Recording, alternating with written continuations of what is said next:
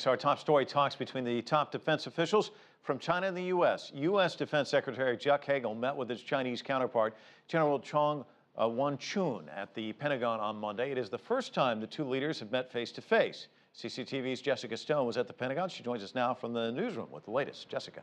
And the talks certainly appeared to be off to a good start, Mike. The leaders spoke for more than 2.5 hours. Initially, they were only expected to speak about an hour, 45 minutes. They talked about a range of issues, including cybersecurity, island disputes in the South and East China Seas, and ways for the nation's militaries to work more closely in the Asia-Pacific. One way to do that, organize more exchanges of military personnel. And we got 4 visits confirmed on Monday. There will be one more visit later this year by U.S. military officials to China, and the U.S. will host the People's Liberation Army Navy commander later this year. Now, next year, U.S. Defense Secretary Chuck Hagel has now agreed to travel to China, and the PLA's chief of staff has been invited to visit the Pentagon. Despite the warm handshakes at their first meeting, both Chinese Defense Minister Chang Wanquan and U.S. Defense Secretary Chuck Hagel are trying to bridge differences at a time of increased friction in the Asia-Pacific. In a joint press conference, General Chang told reporters the U.S. movement of additional military resources into the Asia-Pacific region has heightened the chance of conflict. To a certain degree, this kind of intensified military activities have further complicated the situation in the region. But disputes between China and neighbors Japan and the Philippines are on the rise over the sovereignty of island groups in the East and South China Seas.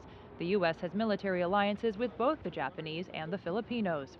While the United States does not take a position on sovereignty in these cases, we do have an interest in these claims being resolved peacefully, without coercion. Monday, General Chang said he and Secretary Hagel made progress towards a notification system to alert each other of military operations in the region in order to prevent conflicts.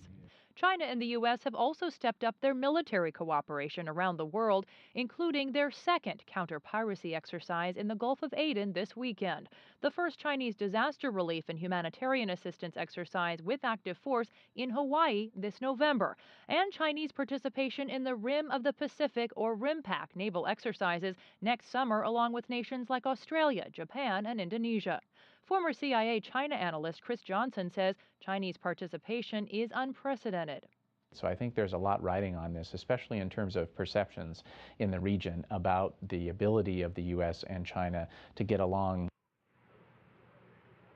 Now, former CIA analyst Chris Johnson says that he actually gave us some analysis on General Chang's comments, which during the press conference defended the Chinese military against allegations that the PLA sponsors hacking on U.S. entities, saying, quote, the Chinese military has never supported any form of hacker activities. So, from Chris Johnson's perspective, he says that that type of defensive posture could make it challenging for the newly established U.S.-China Cybersecurity Working Group to make progress on reducing hacking incidents on both sides of the Pacific. Meantime, though, all of these discussions are likely to go on next week when Secretary Hagel and General Chang will likely continue those discussions, as they both will be part of the ASEAN Defense Ministers meeting in the region next week. Back to you, Mike. All right, thanks so much. Joining me now for more on this.